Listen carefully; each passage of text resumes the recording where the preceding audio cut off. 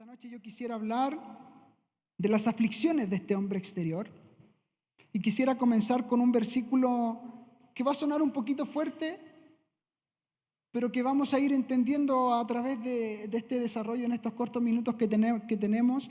Y el apóstol Pablo en 1 Corintios capítulo 15, versos 36 y 37 dice lo siguiente. Es el apóstol Pablo, no soy yo. Dice: necio, lo que tú siembras no se vivifica, sino muere antes. Y lo que siembras no es el cuerpo que ha de salir, sino el grano desnudo, ya sea de trigo o de otro grano. Hemos leído en un par de ocasiones este versículo y hay tanta riqueza detrás de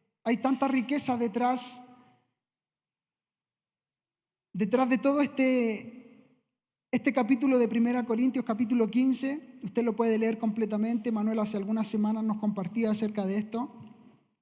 Y lo primero que quiero decir o establecer en esta hora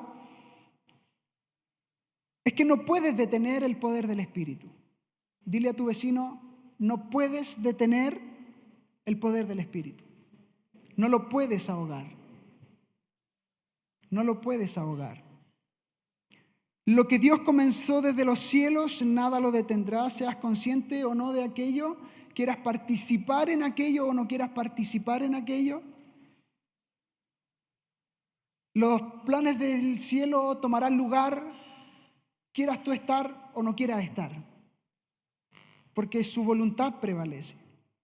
La Escritura dice que acerca de Cristo el Cordero, dice que fue inmolado, fue sacrificado antes de la fundación del mundo, antes de Adán, antes de Eva, antes del pecado, antes de tú y yo. El Cordero había sido dispuesto por ti y por mí.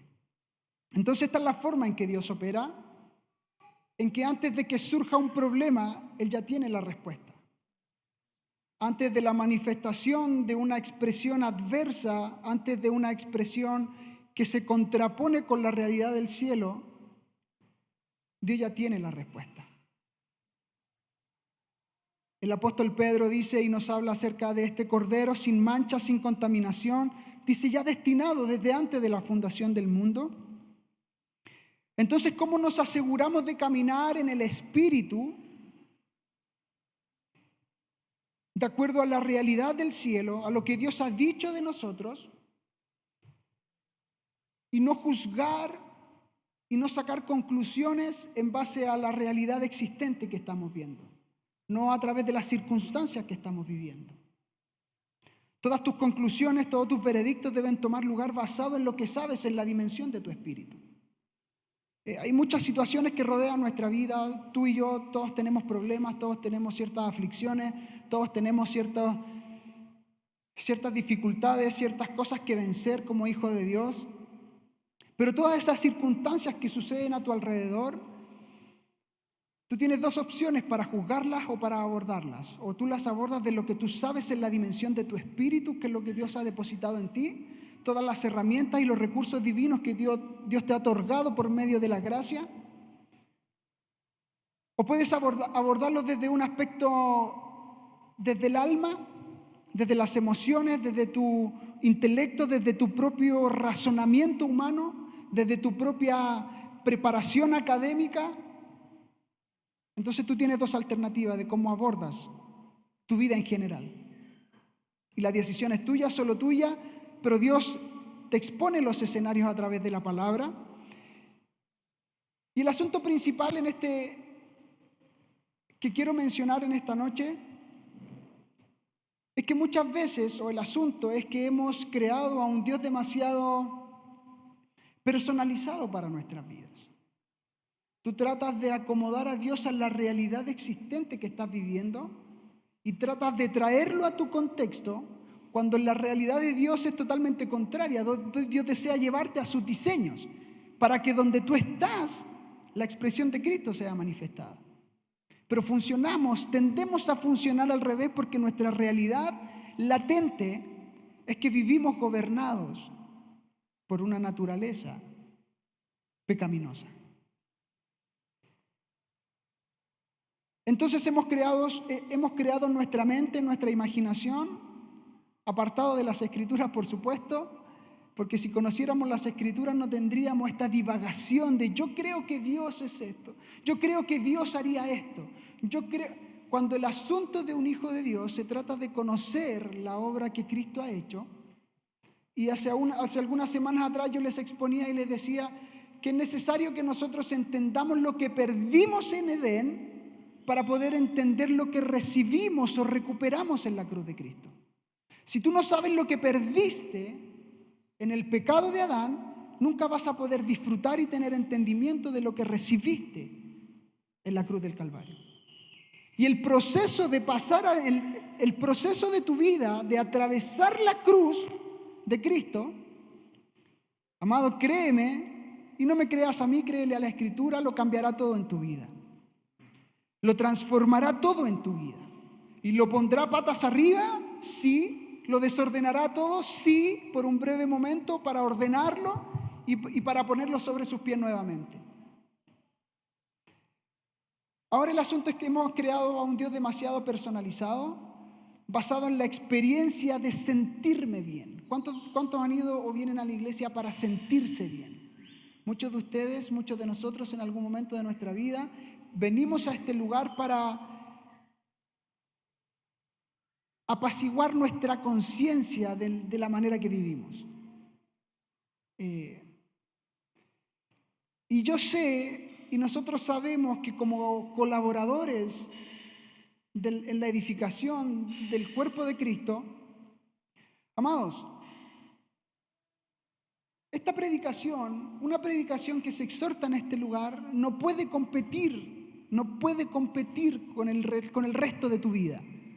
Son solo 50 minutos y somos bastante optimistas, creyendo que la palabra tiene ese poder de calar en lo profundo de tu corazón y que tú te vayas con el 70% de las cosas que estoy diciendo. Pero tú tienes un día lunes, si tú vienes el domingo, tienes un día lunes, un día martes que sobrellevar, un miércoles, un jueves. ¿Cómo competimos con tu vida diaria en una semana? Entonces aquí está la dualidad, la rivalidad en nuestra vida. Que creemos que Dios es todo sentirse bien, pero que hay de Romanos capítulo 8, verso 28, cuando la Escritura dice, y lo vamos a leer, dice, y sabemos que a los que aman a Dios, todas las cosas le ayudan a bien. ¿Qué cosas? Diga todas las cosas. Y sabemos que a los que aman a Dios, todas las cosas le ayudan a bien. Esto es a los que conforme a su propósito son llamados. Pero mira, este versículo no dice que solamente las cosas buenas nos van a ayudar a bien, o no dice que todas las cosas que nos van a ayudar a bien son cosas buenas, sino que dice que todas las cosas te ayudarán a bien. Eso implica las cosas que no son tan buenas en tu vida. Voy a ser más directo. Las cosas buenas te van a ayudar a bien, las cosas malas te van a ayudar a bien. Pero creemos que la cosa en Dios es todo sentirse bien. Y hay un proceso en Dios que hemos conocido estas últimas semanas que es el proceso de la muerte. Es el proceso de la aflicción. Si el grano de trigo no cae, no cae en la tierra y muere, entonces se pierde. Pero dice, si cae y muere,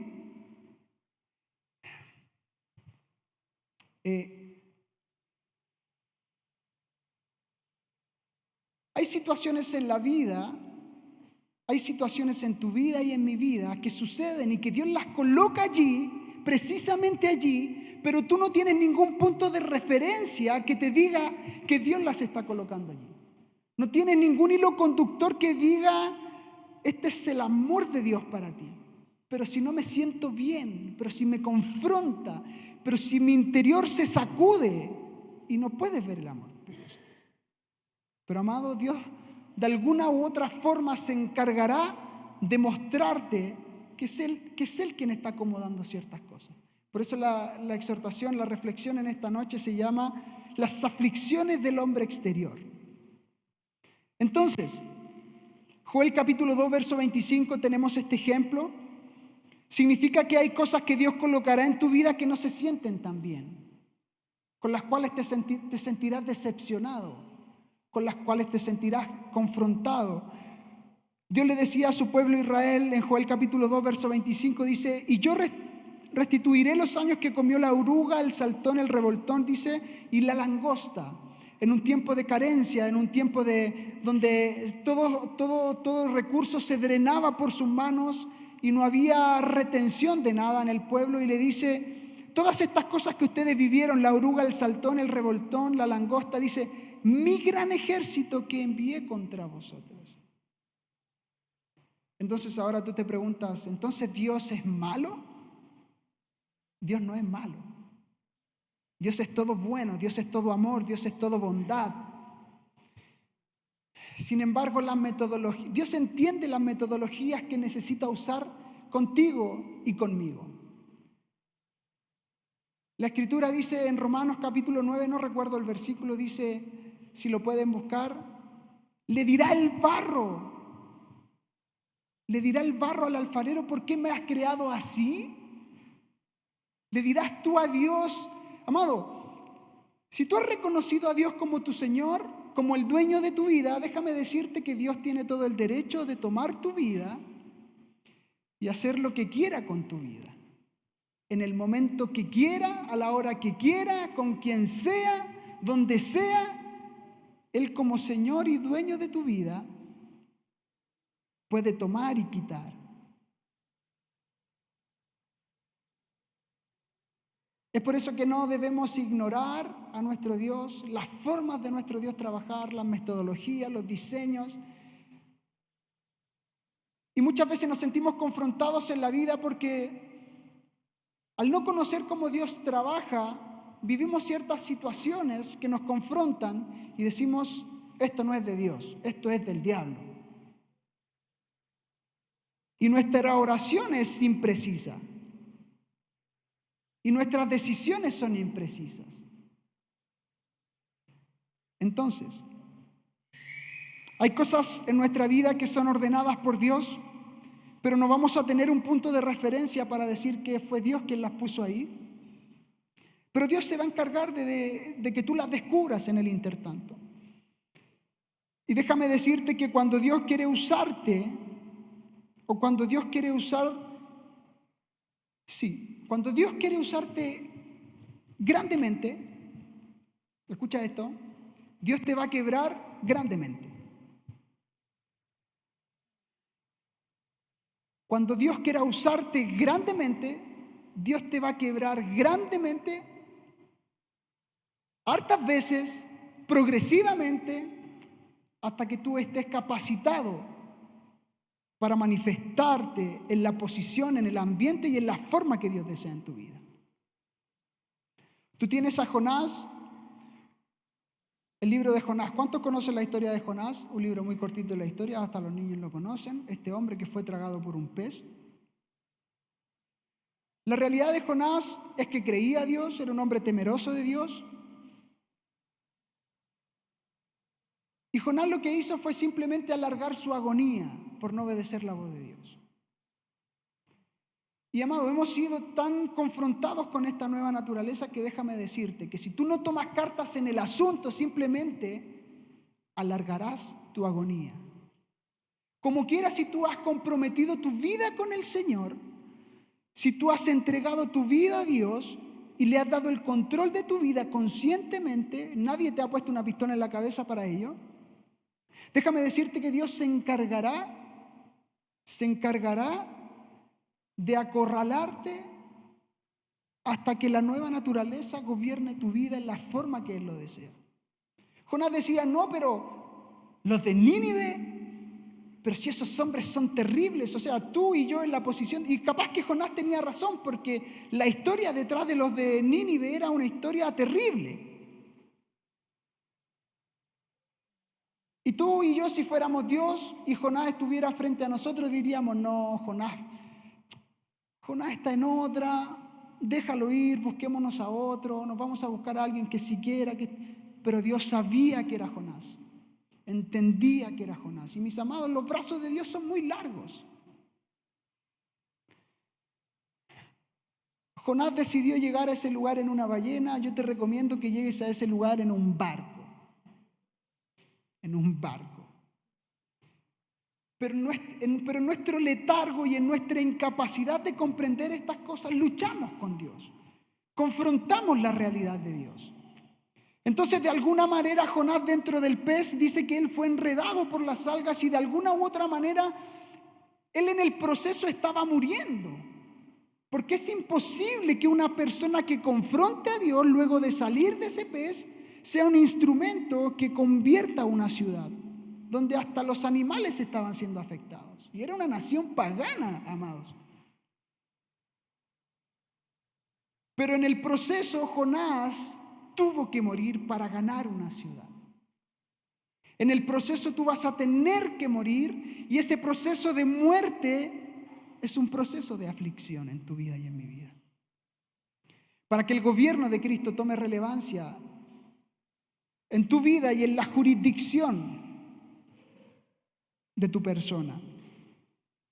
Tenemos el caso de Moisés. Simplemente quiero parafrasear algunas cosas de Moisés por causa del tiempo. Ustedes conocen mucho de la historia de Moisés. Dice que Dios toma a Moisés, un hombre altamente educado, inteligente, formado en Egipto, en la civilización más avanzada de aquel momento, formado con los avances más tecnológicos que tú puedas ver, y quiere convertirlo en el hombre más manso que conoció la tierra. Un hombre apto para ser probablemente faraón o ocupar algún puesto en la corte de Faraón, en la tierra de Egipto, pero Dios quería que se convirtiera en este hombre manso. Moisés fue formado por 40 años en Egipto, pero viceversa, Dios lo trató durante 40 años en el desierto, cuidando las ovejas de su suegro, para ser el libertador que solo podía ser a través de las manos de Dios. Porque tú sabes que Moisés tuvo una noción de libertador. Dice que la escritura que él estaba paseando, ¿cierto? Y dice que ve como un egipcio estaba maltratando a uno de sus hermanos hebreos. Y él dice que, imagínate que se encolerizó, se enrabió y mató al egipcio que maltrataba a su hermano hebreo. Dice que hizo un hoyo en la tierra, lo enterró y tuvo la gallardía. De alguna manera en su interior él sabía que era un libertador, pero no sabía cómo gestionar ese libertador.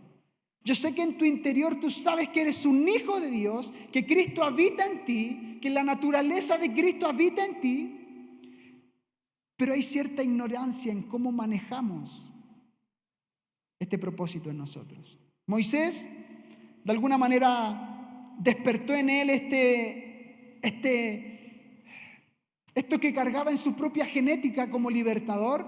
Quiso abordarlo en sus propias manos, en su propio razonamiento, en sus propias capacidades intelectuales y en el camino fracasó. Fracasó, porque luego se enteraron de que él había matado a un egipcio y él ahora está corriendo al desierto, escapando de las manos de Faraón. Entonces Dios lo tiene que llevar al desierto para ser formado, para ser instruido, para ser capacitado y para mostrarle su incapacidad. Porque tú sabes que Moisés en ningún lado dice que Moisés tartamudeó, sino hasta que Dios lo formó. Y cuando Dios lo formó, la incapacidad de Moisés se reflotó. Es porque Dios de alguna manera no necesitaba al Moisés capacitado, necesitaba al Moisés incapaz para que en las manos de Dios, a través de los recursos divinos, él pudiera ser establecido como el libertador que siempre Dios quiso que fuera para Israel. Hebreos capítulo 11, verso 24, acerca de Moisés, dice: por la fe Moisés, hecho ya grande, dice, rehusó llamarse hijo de la hija de Faraón. Dice, pero cuando fue grande, dice que se rehusó. rechazó. Entonces en nuestra vida, cuando nosotros vamos creciendo en Dios, vamos teniendo o adquiriendo esta capacidad de escoger para negarte a los deleites temporales y escoges voluntariamente los vituperios, los sufrimientos de Cristo. Y mis amados, para Moisés todos los días eran iguales en el desierto. Este hombre que había sido preparado y formado en Egipto con todas las comodidades, ahora está en el desierto, solo hablando con las ovejas. Este hombre probablemente hablaba más de 2 idiomas, pero no, estaba ahí, hablando con las ovejas.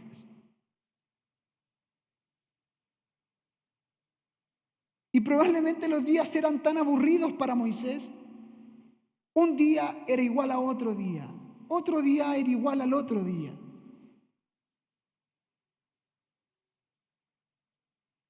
Pero Moisés tenía que darse cuenta que todo lo que aprendió en Egipto no lo servía de nada.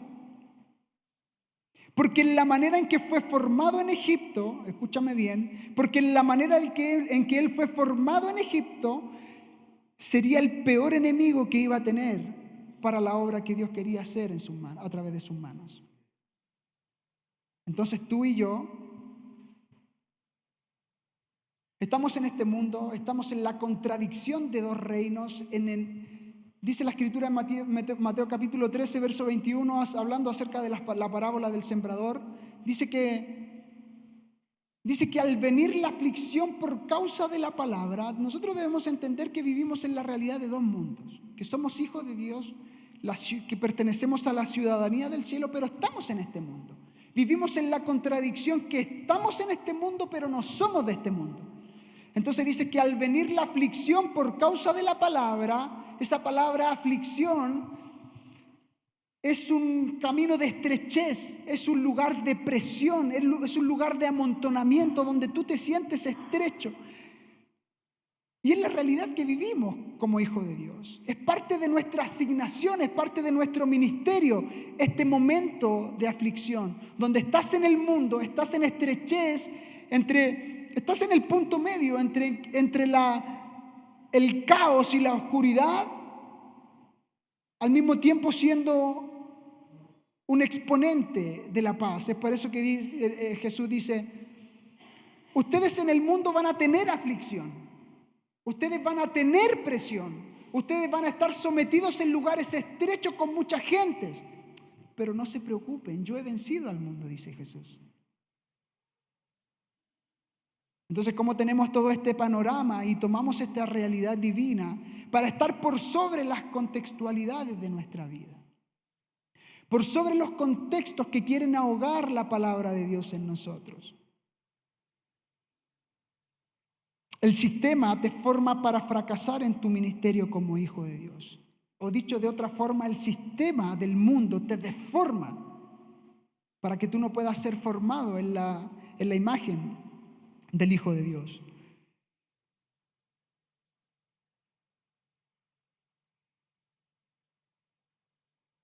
Amados, Dios tiene un plan contigo y yo sé que Él va a obrar en tu vida, va a obrar en mi vida. Es nuestra fuerte convicción, es nuestro fuerte ancla del alma. Pero la pregunta es cuán comprometidos estamos en este camino que nos va a llevar a lo que leíamos en un principio. El grano que siembras, la semilla que siembras, es como Manuel nos explicaba hace un tiempo atrás. Cuando tú siembras la semilla de una manzana, la semilla de cualquier fruto, tú lanzas una semilla, pero lo que brota no es una semilla, es un árbol, es una planta, es totalmente distinto a lo que tú estás sembrando. Ok. Voy a seguir por causa del tiempo. Ahora, Dios permite que Moisés fuera formado en Egipto, luego lo lleva al desierto para decirle que todo lo que aprendió en Egipto no le serviría absolutamente de nada. Y además que lo formaría para destruir el mismo sistema que lo había formado.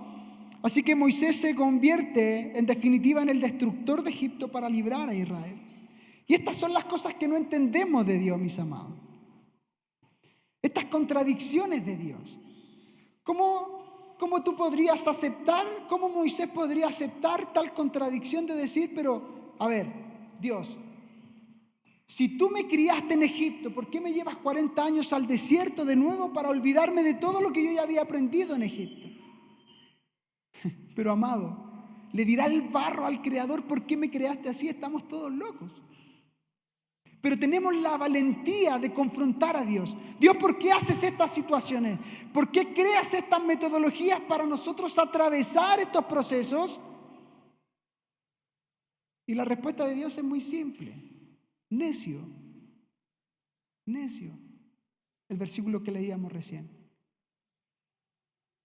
El apóstol Pablo dice, necio, lo que tú siembras no se vivifica sino muere antes. Porque nuestra naturaleza es de autopreservación. Por naturaleza nosotros queremos autopreservarnos todo el tiempo. Queremos tener la razón todo el tiempo. Queremos prevalecer en nuestra opinión todo el tiempo. Por naturaleza, de alguna manera estamos enamorados de nosotros mismos. Porque queremos hacer todo el tiempo las cosas y tenemos este exceso de confianza en el hombre viejo, que cree que puede aconsejar a Dios, que cree que puede decirle a Dios, Dios, ¿sabes qué? Yo me encargo, tranquilo, tú ocúpate de problemas más importantes, yo me ocupo de mi vida. Y tenemos la osadía de confrontar a Dios en ese nivel. Entonces Moisés sale de Egipto no por ser manso precisamente, porque él cuando ve al egipcio maltratar al hebreo se abalanza sobre él, lo mata y tuvo que arrancar al desierto. Pero Dios iba a convertir a este hombre en un hombre manso y lo tuvo que formar, tenía que sacar ciertas cosas de él, porque no podía correr riesgos con él. Y déjame decirte, amado, que si tú has comprometido tu vida con Dios y Dios te ha preparado y te ha dado un propósito y te ha dado una asignación y tú eres relevante en el avance del reino de Dios, déjame decirte que Dios no va a correr riesgos contigo. Y Dios te va a preparar, y Dios te va a formar, y Dios va a hacer que atravieses por procesos de aflicción que no van a ser muy gratos.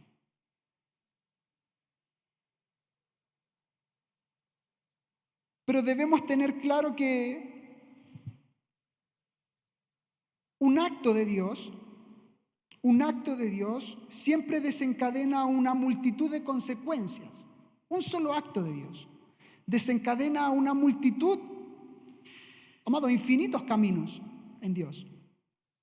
Hay una reacción en cadena, afecta todo en nuestra vida, causando dificultades, desafíos, incluso fracasos en tu vida, para formar, preparar y construir nuestro pensamiento para llevarnos al lugar que Él siempre ha destinado para nosotros.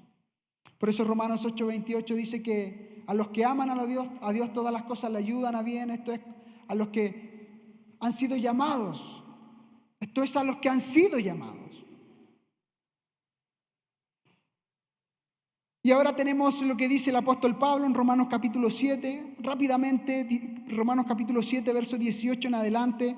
Quisiera ahondar más en esto, pero lo vamos a pasar simplemente por encima para decir lo siguiente. El apóstol Pablo dice, hablando acerca de estas dos naturalezas que están en constante batalla en nuestro interior por el gobierno de nuestra vida, dice, y yo sé que en mí, esto es en mi carne, no mora el bien. Porque el querer el bien está en mí, pero no el hacerlo. Porque no hago el bien que quiero, sino el mal que no quiero, eso hago. Amado, el apóstol Pablo. Tú para hacer esta declaración tienes que tener un nivel de valentía, pero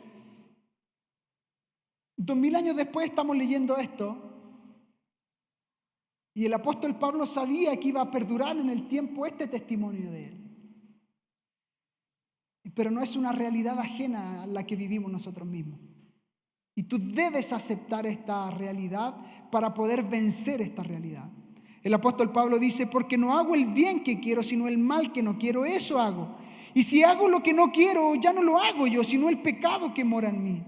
Así que queriendo yo hacer el bien, hallo esta ley, que el mal está en mí. Porque según el hombre interior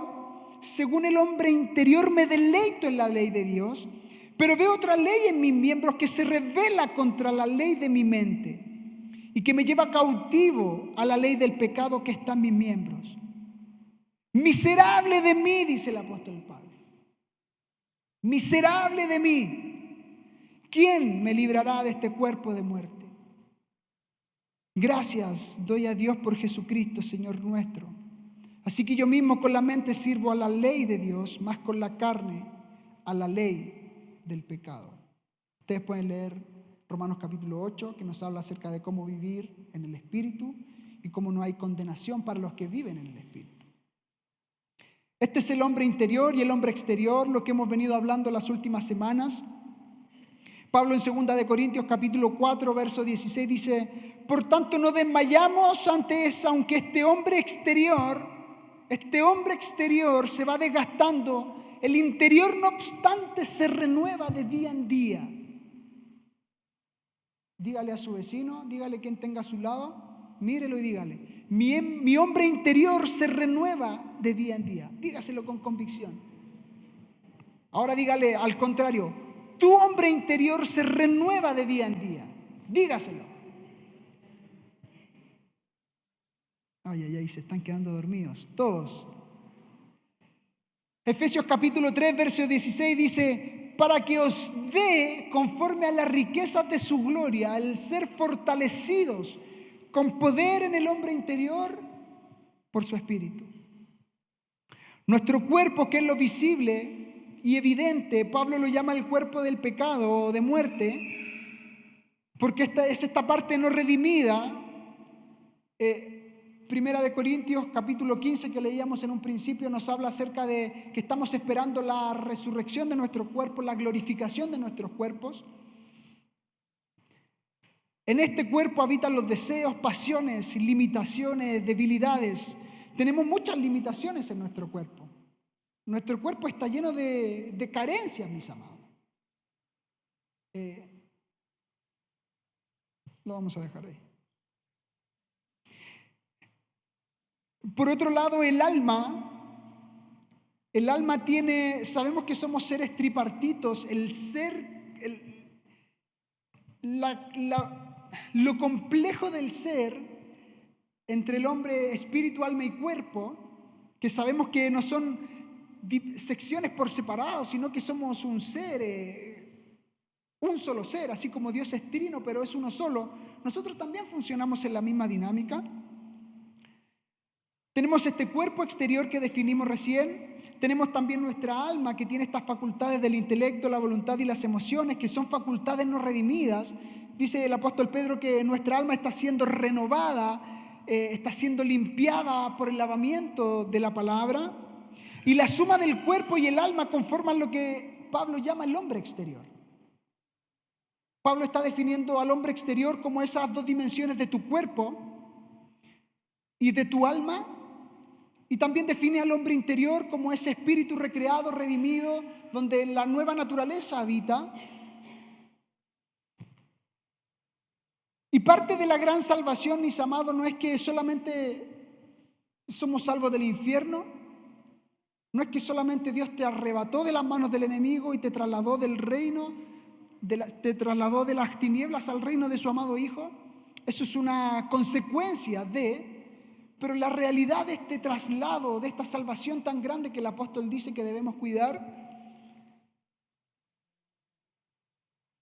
es que esta salvación te salva de ti mismo.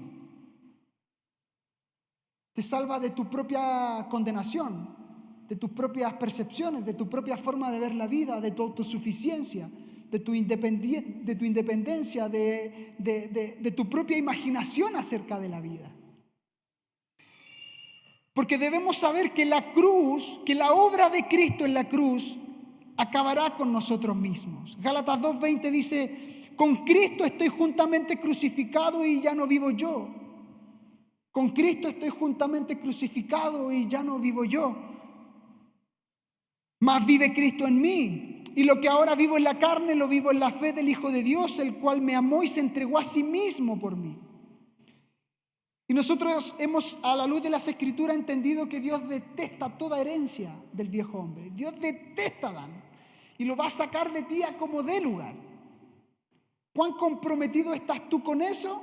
Es tu problema. Pero Dios se encargará del problema. Dios se encargó ya del problema. Hasta que eso no sea resuelto, vamos a tener un conflicto. Somos un campo de batalla entre el deleite que tenemos en el hombre interior y la vergüenza de ser víctimas del hombre exterior. Todos los que anhelan servir a Dios sincera y apasionadamente, tarde o temprano, vamos a descubrir que el mayor impedimento que Dios tiene para establecernos en su propósito somos nosotros mismos. Somos nosotros mismos. Por eso Jesús, cuando llega e inaugura su ministerio, dice: arrepentíos, metanoia, cambien la forma de pensar, porque lo que estoy trayendo, porque lo que estoy reinaugurando requiere una nueva forma de pensar, un nuevo sistema operativo, porque lo viejo no puede sostener lo nuevo. Es por eso que el vino nuevo, dice la Escritura, no puede ser echado en un odre viejo, porque se pierde el vino nuevo y el odre viejo. Es por eso que Dios nos va renovando de día en día. Y pareciera como un trastorno de personalidad, no sé, no es un trastorno de personalidad, que somos dos personas. Hay dos naturalezas en pugna. Isaías capítulo 43, verso 1 dice acerca de Jacob e Israel, la misma persona. Oh Jacob, creador tuyo. Oh Israel, formador tuyo. Es la misma persona, pero dos naturalezas. Jacob, un usurpador por definición. Israel, un príncipe por definición. Pero es la misma persona, es el mismo sobre, es el mismo paquete.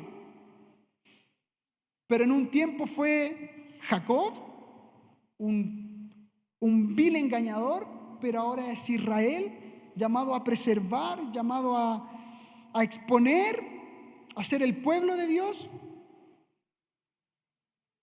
Pero dice que creó a Jacob, pero formó a Israel. Y esa palabra formador es la palabra en hebreo yatzar, que significa amoldar, por supuesto, pero es embutir en un molde, embutir, literal. Imagínate que yo a ti vengo y quiero meterte allá adentro y quiero embutirte en ese lugar. Es un lugar totalmente incómodo. No lo sientes bien, te duele, te vas a fracturar una rodilla, se te va a dislocar una cadera. Pero Dios te quiere embutir en un molde y mientras Dios te está formando en esa dimensión, tú no te vas a sentir bien. Tú vas a ser afligido, las cosas te van a incomodar, la vida te va a confrontar, te vas a sentir fracasado. Te vas a sentir destruido, sin esperanza. Pero en el proceso, Dios estará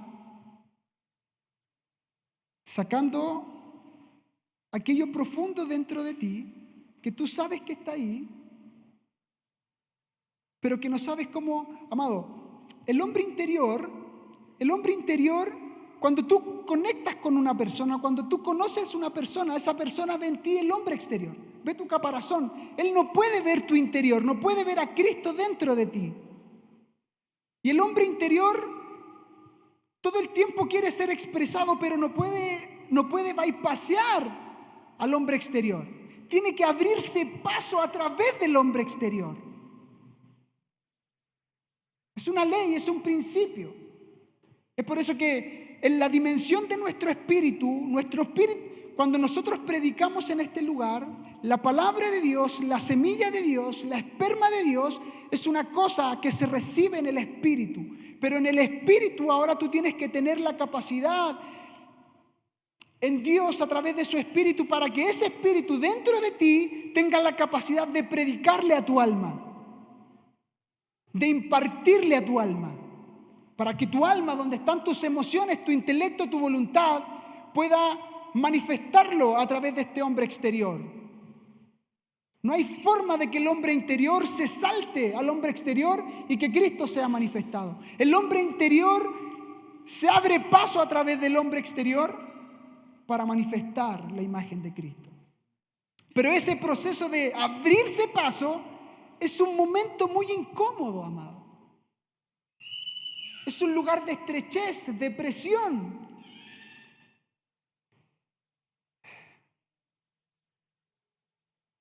Todos los que anhelan servir a Dios sincera y apasionadamente, tarde o temprano, vamos a descubrir que el mayor impedimento para servir a Dios somos nosotros mismos. No es tu esposa, no es tu esposo, no es tu mamá, no es tu papá, no es el jefe, no es el vecino. No. Dite a ti mismo, soy yo. Algunos no lo quieren creer, amado. Soy yo.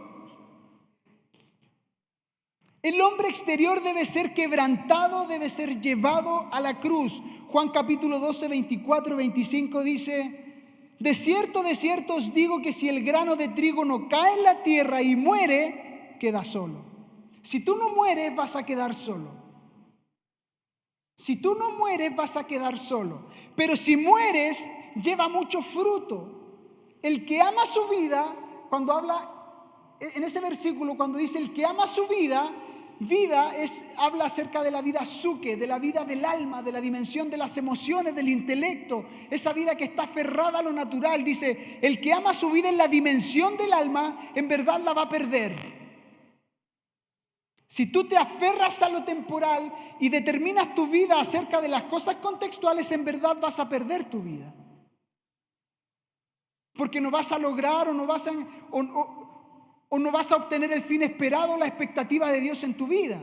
Pero dice, y el que aborrece su vida en este mundo, el que ama menos esta vida del alma, el que ama menos esta vida de tus emociones locas, de esta alma engañada, en batalla contra los deseos de la carne, si tú aborreces esa vida en este mundo, dice, para vida eterna la guardarás.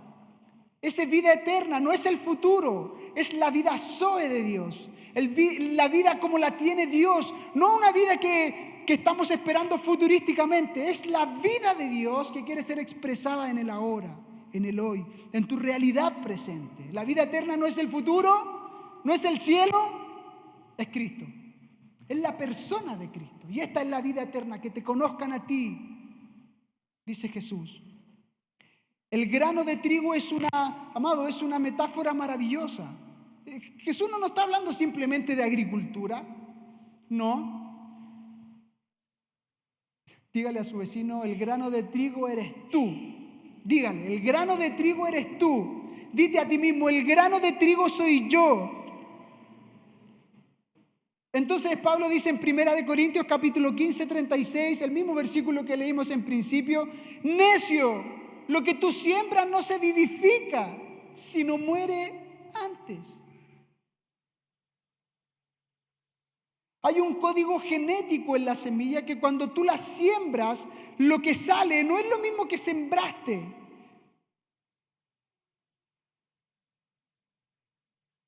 Y lo que siembras no es el cuerpo que ha de salir, sino el grano desnudo, ya sea de trigo o de otro grano. Este grano de trigo tiene una información genética. La cáscara en realidad no es lo que estás sembrando, no es lo que se multiplica. Este hombre exterior no es lo que tú estás sembrando. Este hombre exterior no es lo que se está multiplicando. Lo que sembramos realmente es la información genética que es la semilla interna. Esa se multiplicará. El grano de trigo eres tú y soy yo. Y si te vas a multiplicar o vas a manifestar la gloria de Dios en tu vida, vas a tener que pasar por el proceso de muerte. El objetivo de Dios contigo es quebrantar completamente tu hombre exterior, romper tu autosuficiencia, romper tu inteligencia, tu brillantez, aquello que tú crees cuando eres exitoso en tu trabajo, cuando tienes tantas estrategias en tu trabajo, cuando todos los meses sales el empleado del mes. Dios quiere romper con tu autosuficiencia.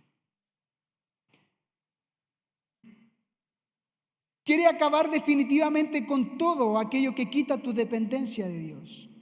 El punto en este momento no es si tienes la vida de Cristo en ti. Él ya mora en ti. El asunto es cómo estás muriendo para que Cristo sea expresado. El apóstol Ben de Sudáfrica nos decía, lo apostólico se trata de, hace muchos años atrás, yo recién lo estoy entendiendo, lo apostólico se trata de cómo morir exitosamente. El apóstol Pablo es monotemático en sus cartas. Cristo en vosotros, mueran, porque en la medida que ustedes mueren, Cristo puede ser expresado. Fin. Y lo expone de diversas maneras. Misterios profundos de revelar, que solo el apóstol Pablo, en la forma de apóstol Pablo, puede decir. Pero de eso se trata ser una iglesia apostólica. ¿Cómo morimos exitosamente? Si el hombre exterior no ha sido quebrantado, Cristo no puede ser exhibido. Da lo mismo cuánta teología sepas, cuánta información tengas, cuánto tiempo habites como cristiano. Cuando el trigo cae y muere, atraviesa el entendimiento de la obra consumada en la cruz. Ese proceso lo cambiará todo en tu vida. Cuando Dios va a bendecir a una familia, le da un padre con un corazón quebrantado, porque solo lo que se quebranta produce vida. Entonces, amado, varón, cabeza de hogar, si Dios va a bendecir a tu familia, y con mucho respeto te lo digo, si Dios va a bendecir tu familia, necesita a un hombre quebrantado. Necesita a un hombre que sepa cómo morir exitosamente por su esposa, por sus hijos, por el nombre de Cristo. No hay otro camino. No hay otro camino. En definitiva, deberíamos orar a Dios todos los días de la siguiente forma: quebrántame. Usa todas estas circunstancias para romper mi hombre exterior. Yo sé que es difícil llegar a este punto de oración. Es difícil que lleguemos a este punto. Porque nadie va al matadero por sí solo. Nadie quiere ir al matadero voluntariamente. Es por eso que Dios usa estos procesos, amados. Porque si fuéramos obedientes a su voz, capaz ni siquiera tendríamos que atravesar estas cosas. Pero creemos que sabemos más que Dios. Creemos que sabemos más que Dios. Segunda de Corintios capítulo 4, verso 7 dice: pero tenemos este tesoro en vasos de barro. Pero tenemos este tesoro en vasos de barro, para que la excelencia del poder sea de Dios y no de nosotros. Ahí yo esperaba un amén. ¡Amén! Pero tenemos este tesoro en vasos de barro, en este hombre exterior frágil, viciado, para que la excelencia sea del poder de Dios y no de nosotros. El problema en tu vida es el hombre exterior no quebrantado. Pero cuando ese hombre es quebrantado, entonces la vida que ya está dentro de ti será impartida a mucha gente. La pregunta es: ¿cómo Dios quebranta a este hombre exterior? Y déjame decirte, amado, que el sufrimiento es inevitable. No busques el sufrimiento. El sufrimiento te encontrará tarde o temprano. El sufrimiento y la aflicción no es un evento, no es una situación en tu vida.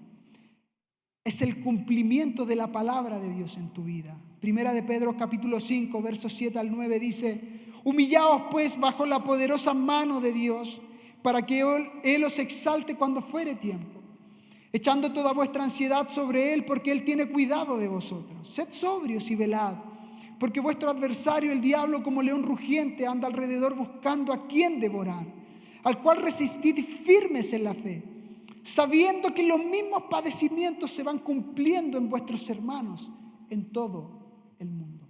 ¿Tú creías que era el único que sufría, que se aflige? No, bienvenido. En el mundo se van cumpliendo los mismos sufrimientos, los mismos vituperios por causa de Cristo. Amados, esto es para valientes. Esto es para valientes. O sea, nadie quiere pasar por el proceso de la muerte voluntariamente. No lo es. Si sufrimos con Él, reinaremos juntamente con Él, dice la Escritura. Cuando Jesús sufrió, Él estaba cumpliendo con todo lo dicho por los profetas. Amados, el sufrimiento, la aflicción no es un evento o situación, es el cumplimiento de la palabra y del propósito de Dios en tu vida. La prisión de Pablo, él sabía que no era solo un momento de prisión, sabía que era el cumplimiento de algo mayor. Entender esto nos va a hacer invulnerables. Cuando vengan momentos de tribulación o momentos de aflicción, se estarán cumpliendo cosas que, amado, escúchame esto, cuando vengan momentos de tribulación o aflicción en tu vida, se estarán cumpliendo cosas que no es posible que sucedan en tu vida, sino a través de estos momentos de aflicción. No hay forma de que Moisés se transformara en un libertador, sino a través de 40 años en el desierto. No hay forma de que Cristo fuera nuestro Redentor en esa cruz si no padecía los padecimientos que tuvo que pasar. No había forma. Dios nos llevará a lugares que no conocemos para librarnos en verdad de nosotros mismos. Moisés fue al desierto durante 40 años para ser libre de sí mismo, del Moisés formado en Egipto. Moisés, luego de ser formado en el desierto, develó su incapacidad. Reconoció que no era capaz. El Moisés que era capaz en Egipto no era el Moisés que Dios quería usar para manifestar su gloria. Dios necesitaba a Moisés incapaz para que en su debilidad el poder de Dios se perfeccionara. Por eso el apóstol Pablo dice en 2 de Corintios capítulo 12, verso 9: y me ha dicho, bástate mi gracia. Tú ves al apóstol Pablo diciéndole, Señor, por favor, este aguijón. El apóstol Pablo tenía un aguijón en su carne. Y el apóstol Pablo, después de reiteradas veces, dice la Escritura, que le pedía a Dios que le quitara ese aguijón en su carne.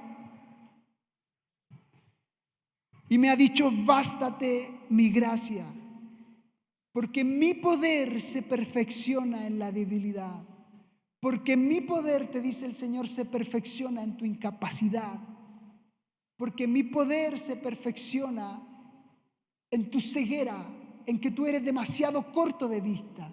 Pero mi poder se perfecciona en tu debilidad. No se perfecciona en la carnalidad, que es muy diferente. El poder de Dios se perfecciona en tu incapacidad. La Escritura dice, no se complace Dios en la fuerza del caballo, no se complace Dios, no se complace Jehová en la habilidad del hombre. Y me ha dicho, bástate mi gracia, porque mi poder se perfecciona en la debilidad. Por tanto, de buena gana me gloriaré más bien en mis debilidades, para que repose sobre mí el poder de Cristo. ¿Cuántos dicen amén? Pónganse en pie, amados. Vamos a orar en esta hora.